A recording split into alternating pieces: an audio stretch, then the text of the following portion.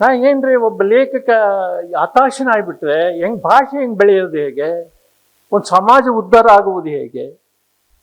ಇಂಥ ಒಂದು ಪ್ರಾಣ ಸಂಕಟವಾಗಿರ್ತಕ್ಕಂಥ ಒಂದು ಅಸಹನೀಯವಾಗಿರ್ತಕ್ಕಂಥ ಸನ್ನಿವೇಶದಲ್ಲಿ, ವಿಷಮ ಸನ್ನಿವೇಶದಲ್ಲಿ ನಾವು ಅದೀವಿ.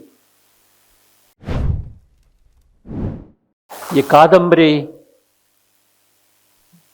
ನಾನು ಯಾಕೆ ಬರೀಬಾರ್ದು, ಇದು ಮಲ ವಿಸರ್ಜನೆ ಕುರಿತು ಯಾಕೆ ಬರೀಬಾರ್ದು? ಯಾಕಂದರೆ ಅದು ಬಹಳ ಜ್ವಲಂತ ಸಮಸ್ಯೆ, ಅದನ್ನು ಅನುಭವಿಸ್ತಿರಿಗೆ ಗೊತ್ತು. ನಮ್ಮ ಮನೆ ಅವಾಗಿನೂ ಅಷ್ಟು 70-60ರ ದಶಕದಲ್ಲಿ ಕರೆಂಟ್ ಸರಿಯಾಗಿರಲಿಲ್ಲ. ನಾವೆಲ್ಲ ಲಾಟಿನ್ ಬೆಳಕಿನಲ್ಲೆಲ್ಲ ಓದ್ತಾ ಇದ್ವಿ, ಬರಿತಾ ಇದ್ವಿ. ನಮ್ಮ ಮನೆಗೆ ತೀರ ಹತ್ತಿರದಲ್ಲಿ ಒಂದು ಸಾಮೂಹಿಕ ಶೌಚಾಲಯ ಇತ್ತು ಮಹಿಳೆಯರಿಗಾಗಿ. ಓಣಿಯ ಅರ್ಧ ಊರಿನ ಜನ ಬಂದು, ಮಹಿಳೆಯರು ಬಂದು ನಮ್ಮ ಓಣಿಗೆ ಸುಮಾರು ನಮ್ಮ ಮನೆಗೆ ಒಂದು 40 ಅಡಿ ದೂರದಲ್ಲಿರ್ತಕ್ಕಂಥ ಇದರಲ್ಲಿ ಮಲ ವಿಸರ್ಜನೆ ಮಾಡಿ ಹೋಗ್ತಾ ಇದ್ರು. ಅದು ಅರಿತಾ ಇರಲಿಲ್ಲ. ಅದರ ವಾಸನೆ ನಾವು ಊಟ ಮಾಡುವಾಗೆಲ್ಲ ಬರ್ತಾ ಇತ್ತು. ಇಲ್ಲಿ ಪಂಡಿತರಾದ್ಯ ಬಂದರ ವಾಸನೆ ಕುಡಿದಂಥ ಒಬ್ಬ ವ್ಯಕ್ತಿ ನನ್ನ ಕಣ್ಣೆದುರಿಗಿದ್ದಾರೆ.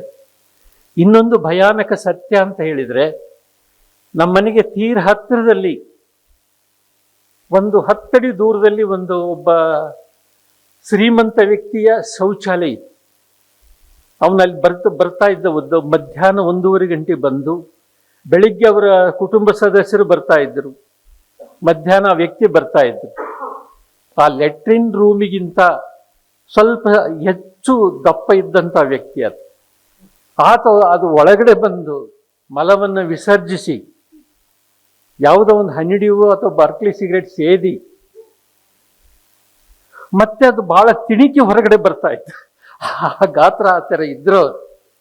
ಆಮೇಲೆ ಒಬ್ಬ ಮಹಿಳೆ, ನನಗೆ ಪ್ರಾಯಶಃ ನಮ್ಮ ಯೇಸುದಾಸ್ ನೆನಪಾಗ್ತಾನೆ.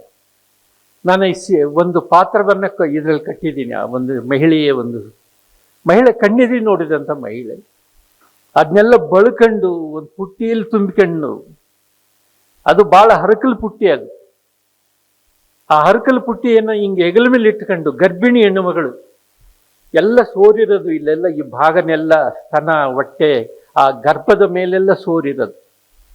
ಕಣ್ಣೆದುರು ನೋಡ್ತಾ ಇದ್ದೆ. ಇದನ್ನು ನನ್ನ ಬಂಡಾಯ ಮನೋಭಾವವನ್ನು ನನ್ನಲ್ಲಿ ಸೃಷ್ಟಿಸಿದ್ದು ಆ ಘಟನೆ ಅಂತ ನಾನು ತಿಳ್ಕೊಂಡಿದ್ದೀನಿ. ನನಗೆ ಬಹಳ ಕೋಪ ಬರೋದು. ಹೆಂಗಪ್ಪ ಇದನ್ನು ಪ್ರತಿಭಟಿಸ್ಬೇಕು ಅಂದಾಗ ಅದನ್ನು ಅಬ್ಸರ್ವ್ ಮಾಡ್ತಾ ಇದ್ದೆ. ಹೇಗೆ ಒಬ್ಬ ಪರೀಕ್ಷೆಗೆ ಕೂತಿರ್ತಕ್ಕಂಥ ವ್ಯಕ್ತಿ ಪ್ರಶ್ನೆ ಪತ್ರಿಕೆಯನ್ನು ಅಬ್ಸರ್ವ್ ಮಾಡ್ತಾನೋ ಹಾಗೆ ನಾನು ಲೆಟ್ರಿನನ್ನು ಅಬ್ಸರ್ವ್ ಮಾಡ್ತಾ ಇದ್ದೆ.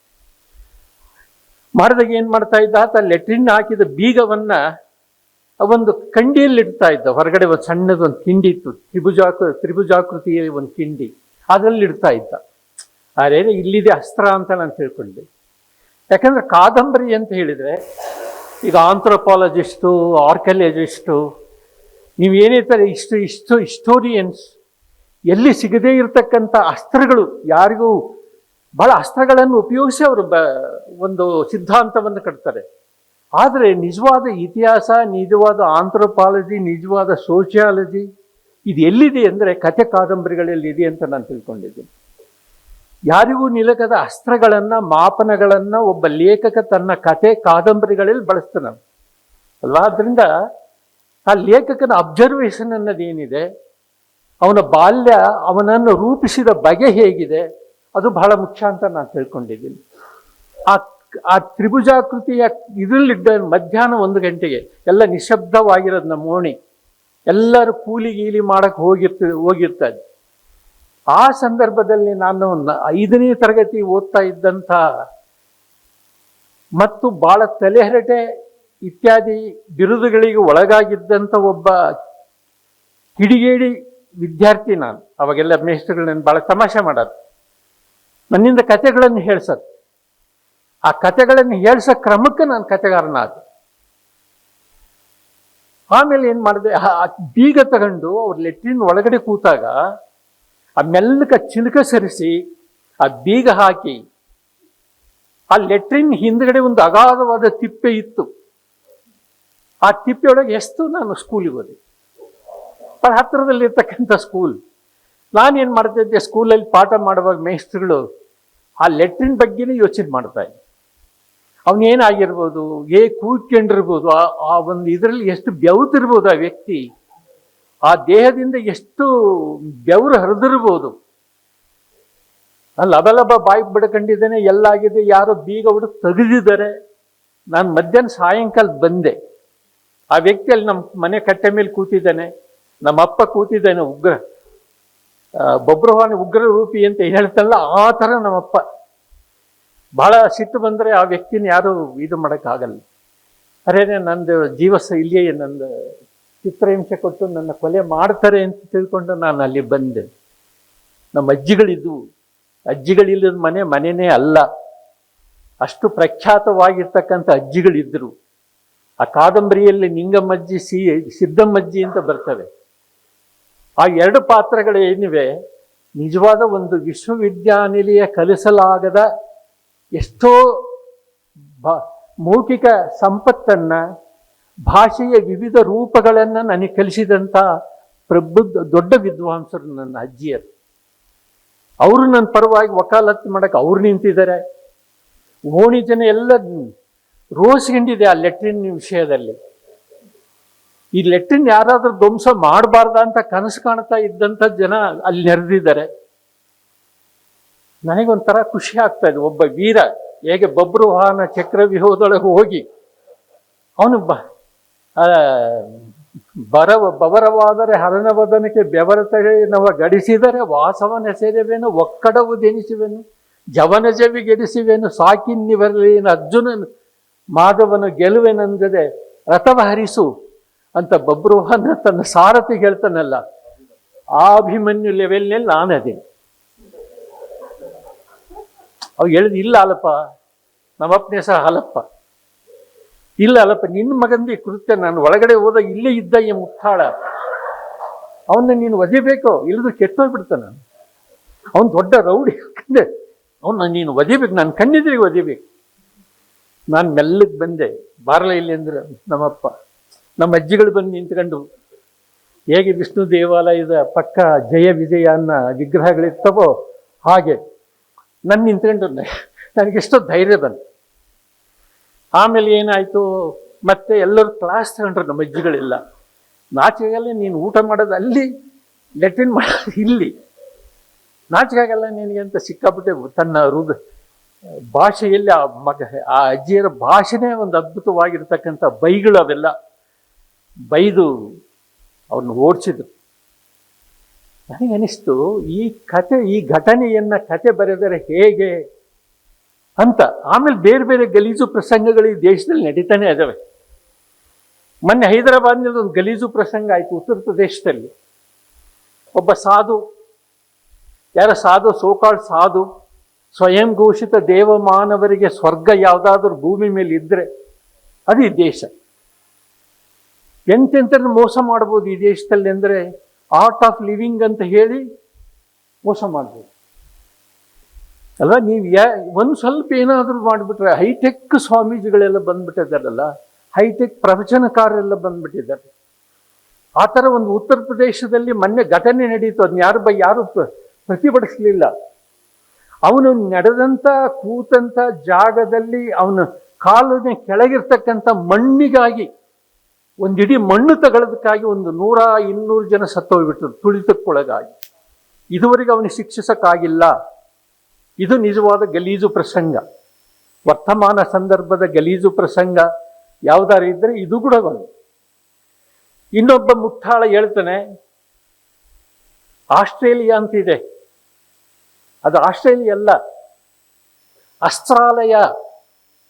ಮಹಾಭಾರತ ಯುದ್ಧ ನಡೀತಕ್ಕಂಥ ಸಂದರ್ಭದಲ್ಲಿ ಆಯುಧಗಳನ್ನೆಲ್ಲ ಇಟ್ಟಂಥ ಜಾಗ ಯಾವುದು ಅಂದ್ರೆ ಈ ಪ್ರಪಂಚದಲ್ಲಿ ಅದು ಆಸ್ಟ್ರೇಲಿಯಾ ಅಂತ ಒಬ್ಬನ ಹೇಳ್ತಾನೆ. ಅವ್ರೆಲ್ಲ ಎಜುಕೇಟೆಡ್ಸು, ಹಳ್ಳಿಗಮ್ಮರಲ್ಲ, ಸಾಧುಗಳು, ಎಜುಕೇಟೆಡ್ಸು, ಯೂನಿವರ್ಸಿಟಿ ಪ್ರೊಫೆಸರ್ಸು. ಇನ್ನೊಬ್ಬ ಹೇಳ್ತಾನೆ, ಇನ್ನೊಂದು ಕ್ಯಾಲಿಫೋರ್ನಿಯಾದಲ್ಲಿ ಆಶ್ಲ್ಯಾಂಡ್ ಅಂತ ಇದೆ, ದೊಡ್ಡಗೌಡರು ಅಲ್ಲಿ ಹೋದ ನೋಡಿ, ಕಳಿಸ್ಕೊಟ್ರೆ ಅವ್ರಿಗೆ. ಆಶ್ಲ್ಯಾಂಡ್ ಹೆಂಗ್ ಬಂತು ಅಂದ್ರೆ, ನಮ್ಮ ದೇಶ ಅನ್ನೋದೇನಿದೆ ಇದು ಕೇವಲ ಇಷ್ಟೇ ಅಲ್ಲ, ಇಡೀ ಪ್ರಪಂಚದಾದ್ಯಂತ ಇತ್ತು ಅಂತ ಹೇಳ್ತಾರೆ ಈ ಮುಟ್ಟಾಳರು. ಇದಕ್ಕೆ ಕೊನೆ ಮೊದಲು ಇಲ್ಲೇ ಇಲ್ಲ. ಮೇರೆಗಳಿಲ್ಲದೆ ಇರತಕ್ಕಂಥ ಮೇರ ಭಾರತ್ ಮಹಾನ್ ಯಾವುದು ಅಂದರೆ ಇಡೀ ಇದೆಲ್ಲ. ಅವನೇನು ಹೇಳ್ತಾನೆ, ಅವನು ಸಾಧು, ಯಾರೋ ಸಂಬಡಿ ಸಾಧು ಪ್ರವರ, ಅದು ನನ್ನ ಮಗ ಪಾಪ ಅವಳಿ ನಿಂತ್ಕೊಂಡಿದ್ದೆ. ಅವನು ಈ ಅಶ್ವಮೇಧಕ್ಕೆ ಕಟ್ಟಿರ್ತಕ್ಕಂಥ ಕುದುರೆ ನಾಪತ್ತೆಯಾಗಿ ಏನಾಯಿತು, ಭೂಮಿಯೊಳಗೆ ಹೋಗ್ಬಿಡ್ತು. ಭೂಮಿ ಒಳಗೋದಾಗ ಈ ಸಗರ ಚಕ್ರವರ್ತಿಯ ಸಾವಿರಾರು ಜನ ಮಕ್ಕಳು, ಒಬ್ರಲ್ಲ ಸಾವಿರಾರು ಜನ ಮಕ್ಕಳು ಹೋಗಿ ಅಲ್ಲಿ ತಪಸ್ ಮಾಡ್ತಕ್ಕಂಥ ಋಷಿ, ಅವನ ಹೆಸರೇನೇ ಇದೆ, ಆ ಋಷಿನ ಕೆಣಿಕ್ ಬಿಡ್ತಾರೆ. ಈ ಅಶ್ವಮೇಧ ಯಾಗದ ಕುದುರೆಯನ್ನು ನೀನೇ ಏನೋ ಮಾಡಿ, ನೀನೇ ಏನೋ ಇದನ್ನ ನಾಶ ಮಾಡಿ ಅಥವಾ ಬೇಸಿನ ತಿಂಡಿ ಅಂತ ಏನೋ ಸಂಸ್ಕೃತದಲ್ಲಿ ಹೇಳ್ತಾರೆ. ಅದನ್ನ ಅವಾಗ ಏನು ಮಾಡ್ತಾನೆ, ಕಣ್ಣು ತೆಗೆದು ಅಷ್ಟು ಜನ ಸುಟ್ಟು ಬಿಡ್ತಾನೆ. ಅವನ ಕಣ್ಣಿಗೆ ಆಸಕ್ತಿ ಇರುತ್ತೆ. ಅದು ಬೂದಿ ಎಲ್ಲಿದೆ ಅಂತಂದ್ರೆ ಕ್ಯಾಲಿಫೋರ್ನಿಯಾ ಪಕ್ಕ ಆಶ್ಲ್ಯಾಂಡ್. ಏನಣ್ಣ ಅಲ್ರಿ, ಇಂತಿಂತರೆಲ್ಲ ಇದ್ದಾರೆ. ಈ ದೇಶ ಹಾಳಾಗಿರೋದೇ ಜಾತ್ಯತೀತವಾದಿಗಳಿಂದ ಅಂತ ಒಬ್ಬ ಹೇಳ್ತಾನೆ ಅಲ್ವಾ. ಇಂತಿಂತರೆಲ್ಲ ಸೇರ್ಕೊಂಡು ಯೂನಿವರ್ಸಿಟಿ ಪ್ರೊಫೆಸರ್ಗಳು ವಾಸ್ತು ಜ್ಯೋತಿಷದ ಬಗ್ಗೆ ಎಲ್ಲದನ್ನು ನಮ್ಮ ವಿದ್ಯಾರ್ಥಿಗಳಲ್ಲಿ ತುರುಕ್ತಾ ಇದ್ದಾರಲ್ಲ, ಈ ದೇಶನ ಮತ್ತೆ ಒಂದು 5,000 ವರ್ಷ ಹಿಂದಕ್ಕೆ ಕಳಿಸ್ತಾ ಇದ್ದಾರಲ್ಲ. ಇಂಥ ಅಪಾಯಕಾರಿ ಸನ್ನಿವೇಶದಲ್ಲಿ ಲೆಟ್ರಿನ್ ನನ್ನನ್ನು ಯಾಕೆ ನಾನು ಸಂಕೇತವಾಗಿ ರೂಪಕವಾಗಿ ಬಳಸಬಾರ್ದು ಅಂತ ಈ ಕಾದಂಬರಿಯನ್ನ ಬರೆದೆ ನಾನು. ಇಲ್ಲೊಂದು ಕಾದಂಬರಿ, ಇಲ್ಲಿ ಲ್ಯಾಟರಿನಾ ಅಂತಕ್ಕಂಥ ವರ್ಡ್ ಏನಿದೆ, ಇನ್ನೊಬ್ಬ ಋಷಿಕೇಶ್ನಲ್ಲಿ ಒಬ್ಬನು 5 ಸ್ಟಾರ್ ಹೋಟೆಲ್ ಕಟ್ಟಿಸ್ತಾನೆ. ಅವನು ಈ ಲ್ಯಾಟರಿನಾ ಶಬ್ದದ ಈ ಸ್ವಾಯತ್ತತೆ ಒಬ್ಬನೇ ಶಂಭು ಅಂತ ಕಾದಂಬರಿಕಾರನ ಹತ್ರ ಇರ್ತದೆ. ಅವನ ಹತ್ರ ಕೇಳಿ ಅದನ್ನ ಪಡ್ಕೊಂಡು ಆ 5 ಸ್ಟಾರ್ ಹೋಟ್ಲಿಗೆ ಲ್ಯಾಟರಿನಾ ಅಂತ ಇರ್ತಾನೆ. ಲ್ಯಾಟರಿನಾ ಅಲ್ಲಿ ಈ ಮಲಬಳಿಯ ಮಹಿಳೆಯರ ಚಿತ್ರಗಳನ್ನ ಅಲ್ಲೆಲ್ಲ 5 ಸ್ಟಾರ್ ಹೋಟೆಲ್ಗಳಲ್ಲೆಲ್ಲ ಹಾಕ್ತಾರೆ. ಎಷ್ಟು ಡಯಟ್ ಮಾಡಿದ್ದಾರೆ ನೋಡಿ. ಈ ದುಡಿತಕ್ಕಂಥ ಮಹಿಳೆ ಡಯಟ್ ಮಾಡಿ ತನ್ನ ದೇಹವನ್ನು ಹೇಗೆ ಸಣಕಲಾಗಿ ಇಟ್ಕೊಂಡಿದ್ದಾಳೆ, ಅವೆಲ್ಲ ಬೋರ್ಡ್ಗಳಾಗ್ತವೆ. ಮಲ ಬೆಳೀತಕ್ಕಂಥ ಸಾಮಗ್ರಿಗಳನ್ನು ಅಲ್ಲಿ ಅಲಂಕಾರ ವಸ್ತುಗಳನ್ನು ಇಡ್ತಾರೆ. ಇದು ನನ್ನ ದೇಶ. ಇಂಥ ದೇಶದಲ್ಲಿ ವಿದ್ಯಾವಂತರಾಗಿರ್ತಕ್ಕಂಥವರ ನಮ್ಮ ಜವಾಬ್ದಾರಿ ಏನಿದೆ, ಸಾಮಾಜಿಕ ಜವಾಬ್ದಾರಿ. ಒಬ್ಬ ಲೇಖಕ ಸೈಕಲ್ ತುಳಿಯೋನು ಪರವಾಗಿರಕ್ಕೋ, ಸೈಕಲ್ ರಿಕ್ಷಾ ತುಳಿಯೋನು ಪರವಾಗಿರಕ್ಕೋ, ಸೈಕಲ್ ರಿಕ್ಷಾದಲ್ಲಿ ಕೂತಿರ್ತಕ್ಕಂಥ ವ್ಯಕ್ತಿ ಪರವಾಗಿರ್ಬೇಕು. ಅದು ನೀ ಲೇಖಕ. ಯಾರು ಪರವಾಗಿರ್ತೀವಿ ನನ್ನ ಮುಖ್ಯ. ಈಗ ತೃತೀಯ ಜಗತ್ತಿನ ಬಹುಪಾಲು ಲೇಖಕರೆಲ್ಲ ತುಳಿತಕ್ಕಂಥ ವ್ಯಕ್ತಿಗಳ ಪರವಾಗಿ ಮಾತಾಡಿದರೆ. ನೋಬೆಲ್ ಅವಾರ್ಡ್ ತಗೊಂಡಿರ್ತಕ್ಕಂಥ 80% ಲೇಖಕರು ತುಳಿಯೋರ ಪರವಾಗಿ ಮಾತಾಡಿದ್ದಾರೆ ಅಲ್ವಾ. ಇದೆಲ್ಲ ನಾವು ಅರ್ಥ ಮಾಡ್ಕೊಳ್ತಾ ಇದ್ರೆ, ಆ ಕಾರಣಕ್ಕೆ ನಾನು ಈ ಕಾದಂಬರಿಯಲ್ಲಿ ಬರೆದೆ. ನಾನು ಇದರಲ್ಲಿ ಆಕಳುಗಳು ಬರ್ತವೆ ಮಠದಿಂದ, ನಾವು ನೋಡಿದ್ದೀವಿ, ಸುಳ್ಳು ಬರೋದಿಲ್ಲ. ನಾನು ಆ ಲೆಟ್ರಿನ್ಗೆಲ್ಲ ಬಂದು ತಿಂದು ಹೋಗ್ತಾ ಇದ್ದೆ. ಅವನೇನು ಹೇಳ್ತಾನೆ, ಇದು ಈ ಮಠದ ವಿರುದ್ಧ ಪ್ರತಿಭಟಿಸಬೇಕು ಅಂತ ಶೌಚೇಶ್ವರ ಮಠಕ್ಕೆಲ್ಲ ಹೋಗ್ತಾರೆ. ಅದರ ಫಲಾನುಭವಿಗಳು ಆ ಗೋಮೂತ್ರ ಸಗಣಿ ತಿಂದಿರ್ತಕ್ಕಂಥ ಫಲಾನುಭವಿಗಳಲ್ಲಿ ಹೋಗಿ ಸ್ವಾಮಿಗಳ ಹತ್ರ ಕೇಳ್ತಾರೆ. ಸ್ವಾಮಿಗಳು ಹೇಳ್ತಾರೆ, ಮುತ್ತರಾಜ್ ಬಂದರೆ, ಇದು ಏನು ಅನ್ಕೊಂಡಿರಿ ಆಕಳು ಅಂದ್ರೆ, ಅವೇನು ಬರೀ ಆರ್ಡಿನರಿ ಆಕಳು ಏನ್ರಯ್ಯ. ಗೋಪಿಕಾಸ್ತ್ರೀ ಬೃಂದಾವನದಲ್ಲಿ ಶ್ರೀಕೃಷ್ಣ ಪರಮಾತ್ಮ ಕಾಯ್ತಾ ಇದ್ನಲ್ಲ, ಆಕಳುಗಳು, ಆ ಆಕಳುಗಳು ವಂಶದಿಂದ ಬಂದಿರತಕ್ಕಂಥವು. ಅವುಗಳಿಗೆ ಈ ಮಲವನ್ನು ತಿಂದ್ರೆ ಅದನ್ನು ಚಿನ್ನವನ್ನಾಗಿ ಪರಿವರ್ತಿಸುವ ಶಕ್ತಿ ಇದೆ ಆ ದೇಹಕ್ಕೆ. ಆ ದೇಹದೊಳಗಡೆ ಆ ಥರ ಒಂದು ಮಾಂತ್ರಿಕ ಶಕ್ತಿ ಇದೆ. ಮನುಷ್ಯರ ಮೂತ್ರವನ್ನು ಕುಡಿದ್ರೆ ಅದನ್ನು ತೀರ್ಥವನ್ನಾಗಿ, ಗಂಗಾ ಜಲವನ್ನಾಗಿ ಪರಿವರ್ತಿಸತಕ್ಕಂಥ ಶಕ್ತಿ ಇದೆ. ಅವಾಗ ಅವರೆಲ್ಲ ಸೈಲೆಂಟ್ ಆಗಿ ಓಹೋ ಇರ್ಬೋದೇನೋ ಅಂತ ಹೋಗ್ತಾರೆ. ಈ ಥರ ಒಂದು ಜ್ವಲಂತ ಸಮಸ್ಯೆಗಳು ಇರೋದು ನನ್ನ ಕಾದಂಬರಿಯಲ್ಲಿ. ನಾನು ಬರಿಬಹುದಾಗಿತ್ತು ಭಾಳ ಖುಷಿಯಾಗಿ. ಅಂದರಿಕೆ ಮಂಚಿವಾಡು, ಗುಲಾಬ್ ಜಾಮೂನ್ ಥರ ಕತೆ ಕಾದಂಬರಿಗಳನ್ನು ಬರಿಬಹುದಾಯಿತು. ಅನ್ನ ರಸಂ ಆ ಥರ ಕಾವ್ಯ. ಇದು ನಮ್ದು ನಾನ್ ವೆಜಿಟೇರಿಯನ್ ಸಾಹಿತ್ಯ. ಒಂದು ಗಾದೆ ಮಾತಿದೆ, 8 ಹೋಳಿಗೆ ತಿನ್ನೋದಕ್ಕಿಂತ 1 ಎಲುಬು ಕಡಿ ಅಂತ. ನಮ್ಮ ಪಾಡಿ ರೆಡ್ಡಿ ಇದ್ದಾರೆ. ಹೇಗೆ ಒಂದು ನಾಯಿ ಎದುರಿಗೆ ಹೋಳಿಗೆ ಮತ್ತು ಎಲುಬಿಡಿ ನೋಡೋಣ, ಅದು ಯಾವುದನ್ನು ಆಯ್ಕೆ ಮಾಡ್ಕೊಂತತೆ. ಇದರಲ್ಲಿ ಏನು ಸ್ವಾರಸ್ಯ ಇಲ್ಲ ಅಂತ ಗೊತ್ತಿದ್ರು ಕೂಡ ಆ ಎಲುಬನ್ನು ಆಯ್ಕೆ ಮಾಡ್ಕೊಂಡು ಕಡ್ಕಂತ ಕುಂದಿರ್ತದೆ ಅಲ್ವಾ. ಅಂತ ಕುರುಚಲು ಕಾಡುಗಳನ್ನ, ಎಲುಬುಗಳನ್ನು ಬರೀತಕ್ಕಂಥ ಲೇಖಕರು ನಯೋತ್ತರ ಸಂದರ್ಭದಲ್ಲಿ ನಾವೆಲ್ಲ ಅದೀವಿ, ನಾವು ಬರೀತಾ ಇದ್ದೀವಿ. ನಾವು ಓನ್ಲಿ ರೈಟರ್ಸ್ ಅಷ್ಟೇ ಅಲ್ಲ, ನಾವು ವಾರಿಯರ್ಸ್, ಕ್ರುಸೇಡರ್ಸ್ ಅದನ್ನು ಬರೀತಾ ಇದ್ದೀವಿ. ಬರೆದರೆ ಎಷ್ಟೋ ಒಂದು 20 ಲೆಟರ್ ನೀನು ಕೊಲೆ ಮಾಡ್ತೀವಿ ಅಂತ ಬರೀತಾನೆ ಇದ್ದಾರೆ. ಪೊಲೀಸರು ಬೆಳಿಗ್ಗೆ 6 ಗಂಟೆಗೆ ಒಂದಿಬ್ರು ಸಾಯಂಕಾಲ ಕೂತಿದ್ರು, ಅವ್ನು ಯಾರೋ ಸಿಕ್ಕನೆ, ಅವನು ಕೊಲೆ ಮಾಡ್ತೀನಿ ಎಂದಂಥ ವ್ಯಕ್ತಿ. ಆಮೇಲೆ ಈಗೇನು ಕಡಿಮೆ ಆಗಿ ಒಬ್ಬ ಗನ್ಮ್ಯಾನ್ ಇದ್ದಾನೆ. ಅವನಿಗೆ ಅವನ ದಿನಚರಿ ನಾವು ನಿಭಾಯಿಸೋಕ್ಕಾಗದ ಅವನು ಊರಲ್ಲಿ ಬಿಟ್ಟು ಬಂದಿದ್ದೀವಿ. ನಮ್ಮ ಪುರುಷೋತ್ತಮ ಬಿಳಿಮಲೆಯವರು ಹೇಳಿದಂಗೆ ಇನ್ನೂ ಅಂಥ ಒಂದು ಭಯೋತ್ಪಾದಕರು ಹುಟ್ಕೊಳ್ಬೋದು. ಭಯೋತ್ಪಾದಕರಿಗೆ ಎಷ್ಟು ಸಾಮಾಜಿಕವಾಗಿರೋ ಬೆಲೆ ಈ ಕಾಲದಲ್ಲಿ ಇದೆ ಅಂತಂದ್ರೆ, ಒಬ್ಬ ಮಾಜಿ ಸಂಸದ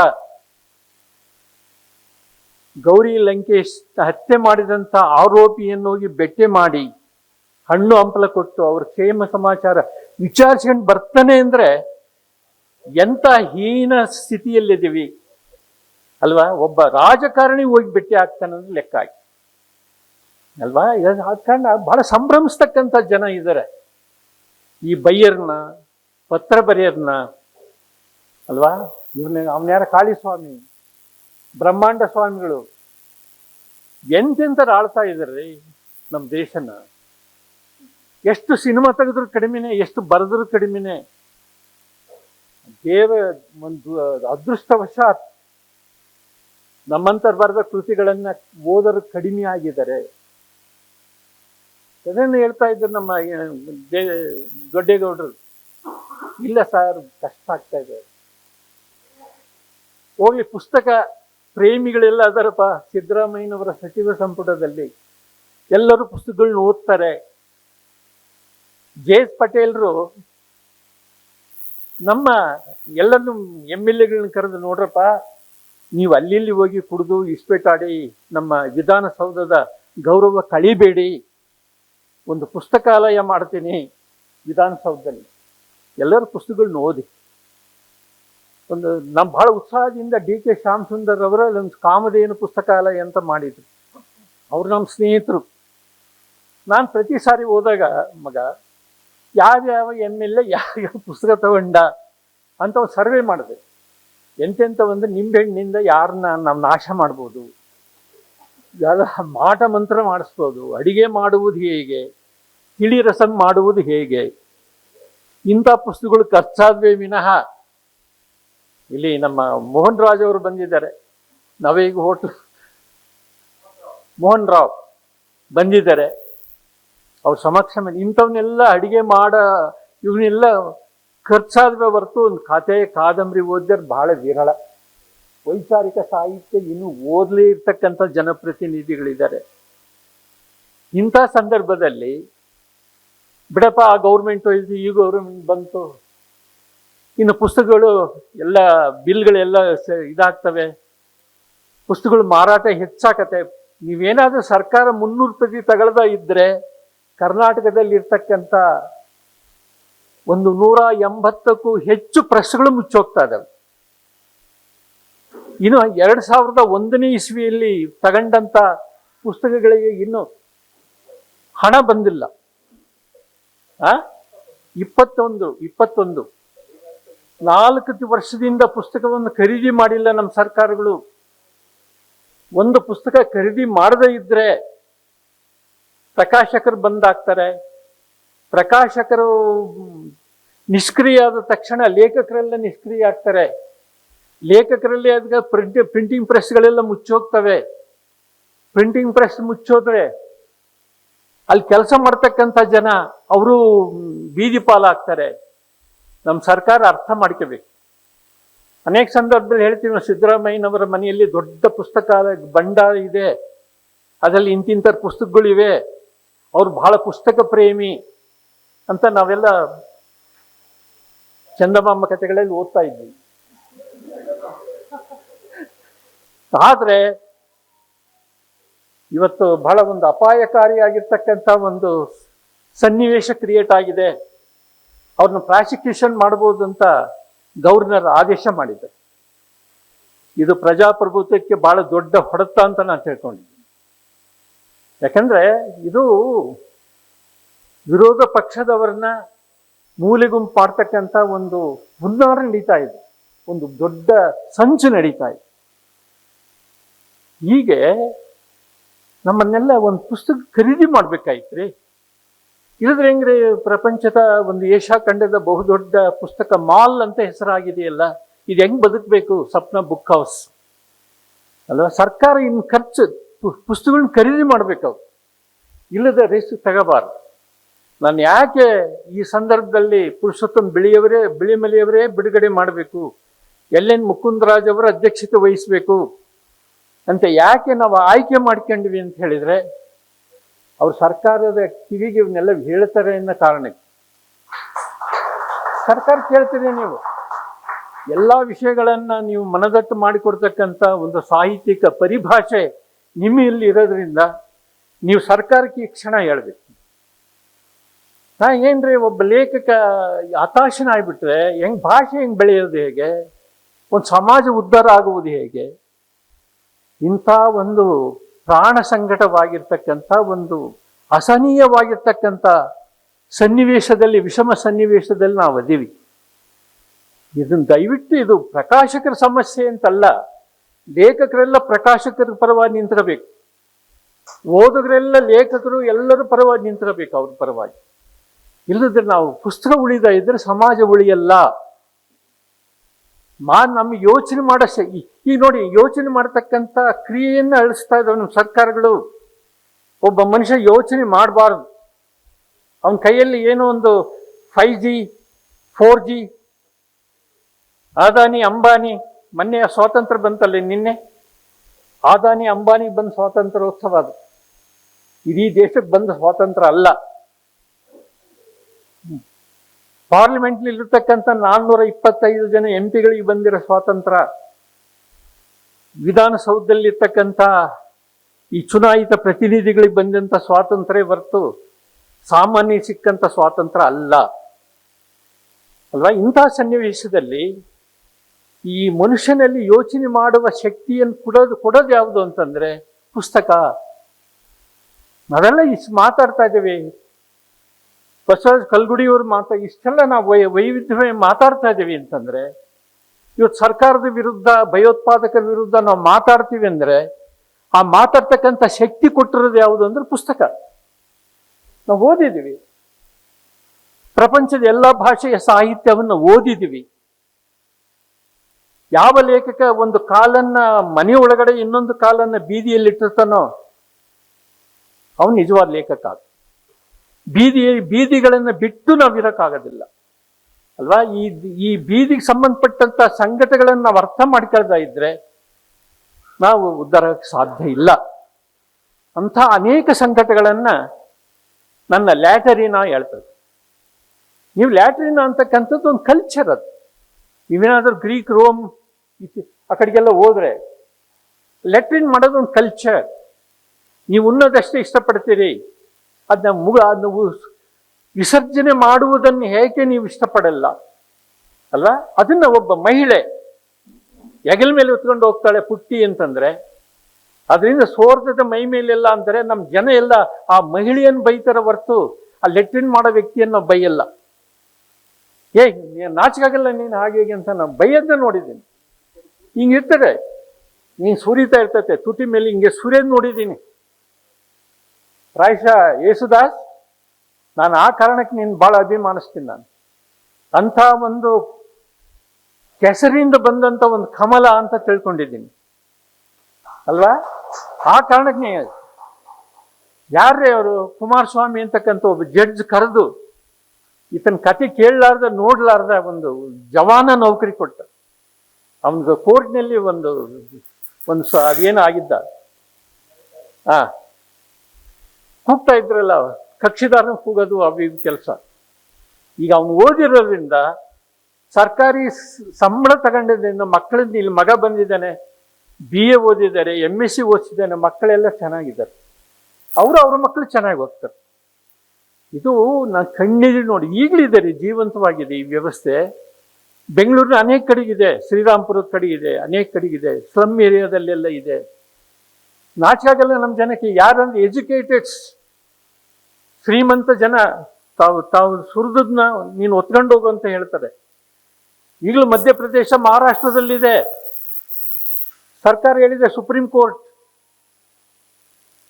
ಇದು ಅನಿಷ್ಟ ಪದ್ಧತಿ ಹೋಗದ ಇದ್ರೆ ಇದು ನಾಗರಿಕ ಸಮಾಜಕ್ಕೆ ಅಪಮಾನ ಅಂತ ಹೇಳಿದೆ. ಏನು ಅಂಜನಪ್ಪಣ ಆ ಕಡೆಗೇನು ಗಲಾಟೆ, ಅರ್ಥ ಆಯ್ತಾ? ಈಗ ನನ್ನ ಭಾಷಣ ಬಂದ್ ಮಾಡಲಿ ಅಂತ ಇಲ್ಲಿ ಶಬ್ದ ಆಗ್ತಾ ಇದೆ ಅಂತ. ಬಹಳ ಸಂತೋಷ ಆಗಿದೆ. ಅರ್ಧ ಇನ್ನು ಮಾತಾಡ ಸಾಕಲ್ಲ. ನೀವು ಆದ ಕಾರಣ ವಾಚಕರು ನಿಷ್ಕ್ರಿಯರಾಗಬಾರ್ದು, ಯೋಚನೆ ಮಾಡೋದನ್ನ ಕಳ್ಕೋಬಾರ್ದು. ಈ ಮಕ್ಕಳನ್ನ ನಾವೇನ್ ಮಾಡ್ತೀವಿ, ಮೊಬೈಲ್ ಕೊಟ್ಟು ಕುಂದಿರ್ಸ್ತೀವಿ, ಯೋಚನೆ ಮಾಡೋದೇ ಇಲ್ಲ. ಮೊಬೈಲ್ ಕೊಟ್ಟು ಅವ್ನು ಯೋಚನೆ ಮಾಡೋದೇ ಇಲ್ರಿ. ದೊಡ್ಡವರು ಕುಂತ್ಕೊಂತಾರೆ, ಮೊಬೈಲ್ನಲ್ಲಿ ನೋಡ್ಕೊಂತ ಊಟ ಮಾಡ್ತಾರೆ. ನಮ್ಮ ಮಕ್ಕಳಿದ್ದಾರೆ, ಅವು ಈ ಮೊಬೈಲ್ ಊಟ ಮಾಡ್ತಿರ್ತವೆ. ಯೋಚನೆ ಮಾಡೋದು ಯಾವಾಗ್ರಿ? ಯೋಚನೆ ಮಾಡದ ಇದ್ರೆ ಬ್ರೇನ್ ಬೆಳೆಯಲ್ಲ. ಬ್ರೇನ್ ಯಾವಾಗ ಬೆಳೆಯಲ್ಲ, ನಿಷ್ಕ್ರಿಯ ಆಗುತ್ತೋ ಅವಾಗ ಬ್ರೇನ್ ಸ್ಟ್ರೋಕ್ ಆಗತ್ತೆ. ಬ್ರೇನ್ ಸ್ಟ್ರೋಕ್ ಅನ್ನೋದು ಇತ್ತೀಚೆಗೆ ಕೇಳ್ತಾ ಇದೆ, ಬಿಕಾಸ್ ಆಫ್ ಈ ಎಲೆಕ್ಟ್ರಾನಿಕ್ ಇದರಿಂದ ಆಗ್ತಾ ಇರೋದು. ಇಂಥ ಅನೇಕ ನಾವು ನಿರಂಬಳಾಗಿ ಏನಪ್ಪ ಈ ದೇಶಕ್ಕೆ ಬೆಂಕಿ ಬಿದ್ದರೆ ಅದನ್ನು ಆರ್ಸ ಶಕ್ತಿ ಕೇಂದ್ರ ಸರ್ಕಾರ, ರಾಜ್ಯ ಸರ್ಕಾರಗಳಿಗೆ, ನಮಗೆ ಅದಕ್ಕೆ ಸಂಬಂಧ ಇಲ್ಲ ಅನ್ನೋದೈತಲ್ಲ. ಇದು ಒಬ್ಬ ಸಾಮಾಜಿಕ ಜವಾಬ್ದಾರಿ ಇರ್ತಕ್ಕಂಥ ಒಂದು ವರ್ತನೆ ಅಲ್ಲ. ಪುಸ್ತಕ ಸಂಸ್ಕೃತಿಯನ್ನು ರಕ್ಷಣೆ ಮಾಡೋದು ಇದೆಯಲ್ಲ ನಮ್ಮೆಲ್ಲರ ಹೊಣೆ. ಅದು ಕೇವಲ ನಿತಿನ್ ಶಾ ದೊಡ್ಡೇಗೌಡರ ಸಮಸ್ಯೆ ಅಲ್ಲ, ಅದು ಅಂಕಿತದ ಪ್ರಕಾಶ್ 97 ವರ್ಷ ನಮ್ಮೆಲ್ಲರ ಸಮಸ್ಯೆ. ಅದು ನಿರಸಾಲೆ ಪುಟ್ಟಸ್ವಾಮಿಯವರ ಸಮಸ್ಯೆ ಅಲ್ಲ. ನಾವೆಲ್ಲರೂ ಅದರಲ್ಲಿ ಸಕ್ರಿಯವಾಗಿ ಭಾಗವಹಿಸ್ಬೇಕು. ನಾವು ಎಲ್ಲರೂ ಸರಿ ಹೋಗೋಣ, ಬನ್ನಿ ವಿಧಾನಸೌಧದಲ್ಲೇ ಕೂತ್ಕೊಳ್ಳೋಣ, ಧರಣಿ ಮಾಡೋಣ. ಯಾಕೆ ಪುಸ್ತಕಗಳನ್ನು ಖರೀದಿ ಮಾಡ್ತಾ ಇಲ್ಲ? ವರ್ಷಕ್ಕೆ 20 ಕೋಟಿ, ಮೊನ್ನೆ ಯಾವುದೋ ಹಗರಣದಲ್ಲಿ 20 ಕೋಟಿ, 40 ಕೋಟಿ, 100 ಕೋಟಿಗಳೆಲ್ಲ ಖರ್ಚಾಗಿದ್ದಾವಲ್ರೇ ಅಲ್ವಾ? ಪುಸ್ತಕಕ್ಕೆ 190 ಕೋಟಿ.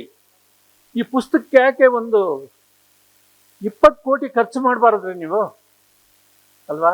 ಇದಕ್ಕಾಗಿ ನಾವೆಲ್ಲ ಹೋರಾಟ ಮಾಡಕ್ಕಿಂತ ಎಲ್ಲ ಇಲ್ಲದ್ರೆ ನಿಷ್ಕ್ರಿಯ ಆಗ್ತಾ ಇದೆ ನಮ್ಮ ಸಮಾಜ.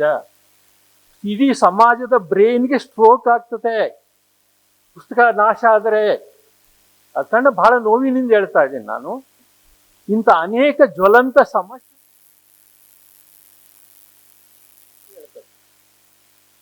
ನಾ ಇಷ್ಟೇ ಅಲ್ಲ. ನೀವು ನಾನು ಮೊನ್ನೆ ಎಲ್ಲೋ ಕಳೆದ ವರ್ಷ ಶಿವಮೊಗ್ಗದಲ್ಲಿ ಸರ್ ನಿಮ್ಮ ಕತೆ ಓದಿ ನಾನು ವಾಂತಿ ಮಾಡ್ಕೊಂಡ್ಬಿಟ್ಟೆ.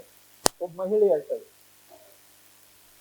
ಅಲ್ರಿ ಆ ಕಫ ಆ ಕಾಗೆ ತಿನ್ನನ್ನು ನೀವು ವರ್ಣನೆ ಮಾಡಿದ್ರಲ್ಲ, ಅದನ್ನ ಓದಿ ವಾಂತಿ ಮಾಡ್ಕೊಂಡೆ ಅಂದ್ರೆ ನಾನು ಬರೆದದ್ದು ಸಾರ್ಥಕ ಆಯ್ತು. ಒಬ್ಬ ಮಹಿಳೆ ಗರ್ಭಿಣಿಯಾದಾಗ ಮಾಡದೇ ಇರ್ತಕ್ಕಂಥ ವಾಂತಿಯನ್ನ ಈ ನನ್ನ ಕತೆ ಮಾಡಿಸಿದೆ ಅಂತಂದ್ರೆ ಅದು ನನ್ನ ಕತೆ ಯಶಸ್ಸು ಅಂತ ನಾನು ತಿಳ್ಕೊಂಡು ನರಸಿಂಹಮೂರ್ತಿ ಇಲ್ಲಿ. ಯಾಕಂದ್ರೆ ಏನು ನಗಬೇಕಲ್ರಿ, ಮ್ಯಾನ್ಸ್ ಫೇಟ್ ಅಂತ ಒಂದು ಕಾದಂಬರಿ ಮಾರಲೊಂದು ಇದೆ. ಅಲ್ಲಿ ಹಸ್ತಿರ್ತಕ್ಕಂಥ ಮಕ್ಕಳಿಗೆ ಫುಡ್ ತರಕ್ಕೆ ಹೋಗಿರ್ತಾರೆ ತಂದೆ ತಾಯಿ, ಫುಡ್ ಸಿಗಲ್ಲ. ಆ ಮಕ್ಕಳು ಎದುರುಗಡೆ ಅವ್ರನ್ನ ಅದು ಡೈವರ್ಟ್ ಮಾಡಕ್ಕೆ ಏನ್ ಮಾಡ್ತಾರೆ, ಆ ಗಂಡ ಹೆಂಡತಿ ಸತ್ತಂಗೆ ಒಬ್ರು ಹತ್ತಂಗೆ ಏನೋ ಮಾಡಿ ಒಂದು ನಗೆಯ ಸನ್ನಿವೇಶವನ್ನು ಕ್ರಿಯೇಟ್ ಮಾಡ್ತಾರೆ. ಅದು ಮ್ಯಾನ್ಸ್ ಫೇಟ್ ಕಾದಂಬರಿ ಮಾರ್ಲೋನ. ಈ ದಯನೀಯ ಸ್ಥಿತಿಯಲ್ಲಿ ಇದೀವಿ ಕಣ್ರಿ. ನಾವು ಎಷ್ಟು ಅಲಂಕಾರ ಮಾಡ್ಕೊಂಡ್ರು ಭೌತಿಕವಾಗಿ ಆಂತರಂಗಿಕವಾಗಿ ಅತ್ಯಂತ ಕಲ್ಮಶ ಇರ್ತಕ್ಕಂಥ ಲೆಟ್ರಿನ್ ಎಲ್ಲಿದೆಪ್ಪ ಅಂದ್ರೆ ನಮ್ಮ ಅಂತರಂಗದಲ್ಲಿದೆ ಅಲ್ವಾ? ಇದು ಬಹಳ ಇಷ್ಟೇ ಅಲ್ಲ ಕಣ್ರಿ, ನೀವು ಇಷ್ಟೇ ಕಾದಂಬರಿ ನೀವು ದಯವಿಟ್ಟು ಓದಬೇಕು. ನೀವು ಓದಿದ ಒಂದು ಸಮಾಜ ಶಾಸ್ತ್ರ ಅಂತ ಕರಿತೀವಲ್ಲ, ಮಾನವ ಶಾಸ್ತ್ರ ಅಂತ ಕರಿತೀವಲ್ಲ, ಒಂದು ರಾಜಕೀಯ ಶಾಸ್ತ್ರ ಅಂತ ಕರಿತೀವಲ್ಲ, ಅವೆಲ್ಲ ಶಾಸ್ತ್ರಗಳ ಒಟ್ಟು ಇದ್ಯಾವುದು ಅಂತಂದರೆ, ಫಲಶ್ರುತಿ ಯಾವುದು ಅಂದರೆ ಒಂದು ಕಾದಂಬರಿ. ಅದು ಕಾದಂಬರಿ ಓದಬೇಕು. ಅದು ಸಣ್ಣ ಹೆಚ್ಚು ಮಾತಾಡಿದ್ದೀನಿ ಅಷ್ಟೇ, ಭಾಳ ದೂರದಿಂದ ಬಂದಿದ್ದೀರಿ, ಭಾಳ ಸಂತೋಷ ಆಗಿದೆ. ಯಾಕೆ ಬರೀತಿ ಕುಮ್ಮಿ ನೀನು, ಇಷ್ಟೆಲ್ಲ ಬರೆಯಕ್ಕೆ ಸಾಧ್ಯನಾ ಅಂತಾರೆ. ಬರೆಯಕ್ಕೆ ಸಾಧ್ಯ ಮಾಡಿರೋದು ಯಾವುದು ಅಂತ ಹೇಳಿದ್ರೆ ನನ್ನ ಸಮಾಜ. ನಾನು ಬೆಂಗಳೂರಾಗಿದ್ದು ನಾನು ಬರೀತಾ ಇರಲಿಲ್ಲ. ನಾನು ಹಳ್ಳಿ ಊರಾಗಿರೋದ್ರಿಂದ ಅಲ್ಲಿನ ಸಮಸ್ಯೆಗಳಿಗೆ ನಾನು ಸ್ಪಂದಿಸೋದ್ರಿಂದ ನಾನು ಬರೀತೀನಿ ಅಲ್ವಾ. ರಾಜ್ಕುಮಾರ್ ಯಾಕೆ ನಮಗೆ ಭಾಳ ಇಂಪಾರ್ಟೆಂಟ್ ಆಗ್ತಾರೆ ಅಂದರೆ, ಆ ಶ್ರಮಿಕ ವರ್ಗ ಸಾಮಾನ್ಯ ಜನ, ಮೇಯರ್ ಮುತ್ತಣ್ಣ, ನೀವೇನೇ ತಗೊಳ್ಳಿ, ಯಾಕೆ ನಮ್ಗೆ ಇಂಪಾರ್ಟೆಂಟ್ ಆಗ್ತಾರೆ ಈ ಕ್ಷಣದವರೆಗೆ. ಅವರು ಸ್ವರ್ಗಸ್ಥರಾದ್ಮೇಲೆ ನಾವು ಸಿನಿಮಾ ನೋಡೋದೇ ಬಿಟ್ಟುಬಿಟ್ಟಿದ್ದೀವಿ. ಯಾಕೆಂದರೆ ಹೇಗೆ ಅವರು ಅಭಿಮಾನಿಗಳಲ್ಲಿ ಬಂದಿದ್ದಾರೆ, ಅದರಲ್ಲಿ ಈ ಮಾತನ್ನು ಹೇಳ್ತಾ ಇದ್ದೀನಿ. ಅಂಥ ಒಂದು ಸನ್ನಿವೇಶ. ಚಾರ್ಲಿ ಚಾಪ್ಲಿನ್ ನಾವು ಅರ್ಥ ಮಾಡ್ಕೊಳ್ತಾ ಇದ್ರೆ ಏನು ಒಂದು ಅದ್ಭುತವಾದ ಒಂದು ಜಗತ್ತನ್ನ, ಬಂಡಾಯ ವಿಡಂಬನೆಯ ಹಲವು ಮಾದರಿಗಳನ್ನು ಕಟ್ಟಿಕೊಟ್ಟಂಥ ಒಬ್ಬ ದಾರ್ಶನಿಕ ನಟ ಚಾಪ್ಲಿನ್. ಅದು ರಿಪ್ರಿಂಟ್ ಮಾಡಿದೆ ನಮ್ಮ ಸಪ್ನ ಬುಕ್ ಹೌಸ್. ಅದನ್ನು ದಯವಿಟ್ಟು ಓದಿ. ನನ್ನ ಕಾದಂಬರಿ ಮಾತ್ರ ಅಲ್ಲ, ನೀವೆಲ್ಲ ಓದಬೇಕು. ದಿನಕ್ಕೊಂದು 10 ಪುಟ ಓದಿದರೆ ನಮ್ಗೆ ಯಾವುದೇ ಒಂದು BP ಶುಗರ್ ಬರಲ್ಲ. ದಯವಿಟ್ಟು ಒಂದು 10 ಪುಟ, ಒಂದು ಪುಟ ಬರೀರಿ. ಕನ್ನಡದಲ್ಲಿ ಬರೀರಿ. ಕನ್ನಡ ಅಭಿವೃದ್ಧಿ ಪ್ರಾಧಿಕಾರದಲ್ಲಿ ಇದರಿಂದ ಕನ್ನಡ ಬರೀರಿ. ಕನ್ನಡದಲ್ಲಿ ನಗರಿ, ಕನ್ನಡದಲ್ಲಿ ಅಳ್ರಿ. ಯಾಕಂದ್ರೆ ನಗುವ ಅಳುವ ಚೈತನ್ಯ ಕೊಡೋದು ಯಾವುದು ಅಂದ್ರೆ ನನ್ನ ಭಾಷೆ. ಬೇರೆ ಇಂಗ್ಲೀಷ್ನಲ್ಲಿ ನಗಕ್ಕಾಗಲ್ಲ. ಇಂಗ್ಲೀಷ್ನಲ್ಲಿ ನಗೆ ಬಂದರೆ ಏನು ಮಾಡ್ತಾರೆ, ಹೀಗೆ ಇಟ್ಕೊಳ್ತದೆ, ಹೇಳ್ತದೆ, ನಕ್ರೆ ಅನಾಗರಿಕ ಅಂತಾರೆ. ಕನ್ನಡದಲ್ಲಿ ನಗಿಸ್ತತೆ, ಅಳಿಸ್ತತೆ. ಕನ್ನಡದಲ್ಲಿ ಬಂದಂಥ ಪುಸ್ತಕಗಳು ನಮ್ಮ ಕಿರಣ್ ಮಾಡಾಳು ಬಂದಿರು. ಯಾರು ಕೈ ಎತ್ತಿ ನಾನು ನೋಡಿಲ್ಲ ಕಂಡು. ಅಲ್ಲಿದ್ದಾರೆ ನೋಡಿ ಕಲಾವಿದ, ಅವರಿಗೆ ಕರೆದು ಒಂದು ಪುಸ್ತಕ ಕೊಡಿ. ಭಾಳ ಅವ್ರಿಗೆ ಈಗ ಭಾಳ ಅಪ್ರಿಷಿಯೇಟ್ ಮಾಡಿದ್ರು ಕಿರಣ್, ನಿಮ್ಮ ಮುಖಪುಟವನ್ನು. ನಮ್ಗೆ ಭಾಳ ಸಂತೋಷ ಆಗಿದೆ. ವಿದ್ವಜ್ಜನ ಸೇರಿದಿರಿ ಇಲ್ಲಿ. ಭಾಳ ಮುಖ್ಯವಾಗಿರ್ತಕ್ಕಂಥ ಕೆನೆ ಪದರು, ಸುಪ್ರೀಂ ಕೋರ್ಟ್ ಇರತಕ್ಕಂಥ ಕೆನೆ ಪದರು ಬೇರೆ, ಇಲ್ಲಿ ಕೆನೆ ಪದರು ಬೇರೆ ಅಲ್ವಾ. ಇಡೀ ಒಂದು ಎಲ್ಲ ಸಮಾಜದ ಎಲ್ಲ ಒಂದು ವ್ಯಂಜಕಗಳು, ಸೌಂದರ್ಯವೆಲ್ಲ ಇಲ್ಲಿ ನನ್ನ ಕಣ್ಣೆದುರಿಗಿದೆ. ಒಬ್ಬರ ಹೆಸರು ಹೇಳೋಕ್ಕಾಗಲ್ಲ. ಎಲ್ಲರಿಗೂ ಈ ಸಂದರ್ಭದಲ್ಲಿ ಪ್ರಣಾಮಗಳನ್ನು ಹೇಳಿ, ಧನ್ಯವಾದಗಳನ್ನು ಹೇಳಿ, ಇಷ್ಟೆಲ್ಲ ಮಾತಾಡೋಕ್ಕೆ ಅವಕಾಶ ಮಾಡಿಕೊಟ್ಟಂಥ ನಿತಿನ್ ಶಾ ಅವರಿಗೆ, ನಮ್ಮ ದೊಡ್ಡೇಗೌಡರಿಗೆ ಮತ್ತು ನಿಮ್ಮೆಲ್ಲರಿಗೆ ಮತ್ತೊಮ್ಮೆ ಕೃತಜ್ಞತೆಗಳನ್ನು ಹೇಳಿ ನಿರೂಪಣೆ ಮಾಡಿದಂಥ, ಯಾವಾಗಲೂ ಈ ಅಮ್ಮ ನಕ್ಕಂತ ಇರ್ತದೆ. ಅದು ಭಾಳ ಏನಮ್ಮ ಆ ನಗೆಯ ಹಿಂದಿರೋ ಇದೇನೋ ಗೊತ್ತಿಲ್ಲ ನನಗೆ. ಅಷ್ಟು ಕನ್ನಡದಲ್ಲಿ ನಗ್ತಾ ಇದೆ. ಕನ್ನಡ ಪ್ರಾಧ್ಯಾಪಕಿ. ಅದೇ ಎಲ್ಲರಿಗೂ ಮತ್ತೊಮ್ಮೆ ಧನ್ಯವಾದಗಳನ್ನು ಹೇಳಿ ನನ್ನ ಮಾತು ಮುಗಿಸ್ತೀನಿ. ನಮಸ್ಕಾರ.